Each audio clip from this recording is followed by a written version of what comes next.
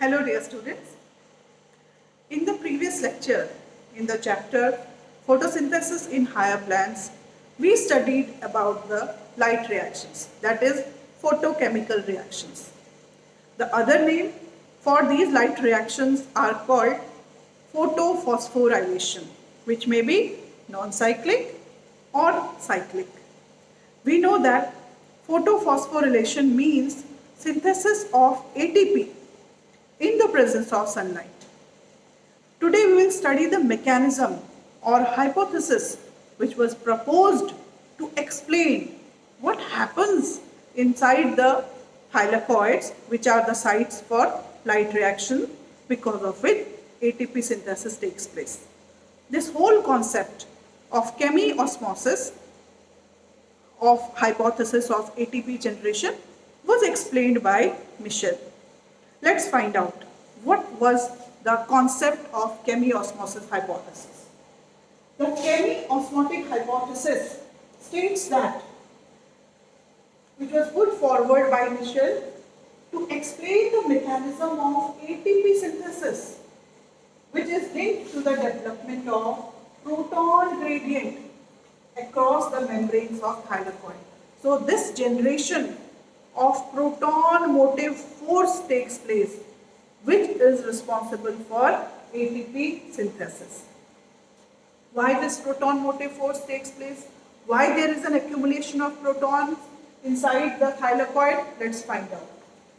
Here the proton accumulation takes place towards the inside of the membrane, that is lumen. Where is proton accumulation taking place? Inside the lumen of the thylakoid. The protons are produced by the splitting of water accumulated inside the membrane of the thylakoid. And as the electrons move through the photosystem, protons are transported across the membrane. This we will study with the help of the diagram. Let's find out how this takes place. So, this is a diagram, very important diagram. This diagram shows why there is accumulation of protons. Let's find out. This is the structure of the thylakoid. This thylakoid shows the membrane. On these membranes are the different pigments and the photosystem having the reaction centers. Okay, so we know in non-cyclic photophosphorylation there are two photosystems operating. One is photosystem 2, other is photosystem 1. Now, the first thing which takes place is the splitting of water. Splitting of water takes place in photosystem 2, and the splitting of water takes place towards the lumen side. So water is broken down into hydrogen ions plus hydroxyl ions plus oxygen, okay, and electrons. So this hydrogen is accumulated here, where this oxygen is removed. This is one reason for the accumulation of protons. Also, when you talk about the ETC, electron transport chain, there are certain carriers which use proton or which use the hydrogen, not the electron. So what happens? The protons, they come, and the electrons from here, they join the protons and hydrogen is accepted. But when the next carrier is there which is transporting only electrons, the electrons are transported, whereas the protons are left behind, and these protons are pumped into the lumen. This is the second reason for the generation of or accumulation of protons. Third reason, this NADP gets reduced to NADPL by accepting the protons, and these protons, though they should come from here, but indirectly they are accepted from the stroma. So from the stroma the protons are accepted and this NADPH is synthesized. So these are the three regions which are actually increasing the proton concentration inside the lumen as compared to the stroma. Again I am repeating, three regions are: first, splitting of water which takes place towards the lumen side, protons are accumulated. Second, the carriers in ETC, one of the carrier is a carrier of hydrogen where the protons are pumped in and electrons are taken in, and when the electrons move to other carrier, protons are pumped into the lumen. This is the second region.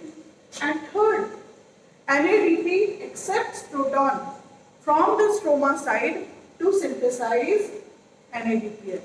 So because of it, there is a remarkable difference in proton concentration when you compare the lumen or the stroma. As a result, there is accumulation of these protons inside the lumen, and these protons are used to synthesize the ATP with the help of ADP and protons. Every pair of proton is responsible for the synthesis of one molecule of ATP.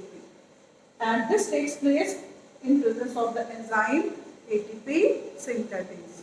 Okay, through F0, F1 particle. So this is how the ATP generation takes place during the light reaction. So let's just revise it again.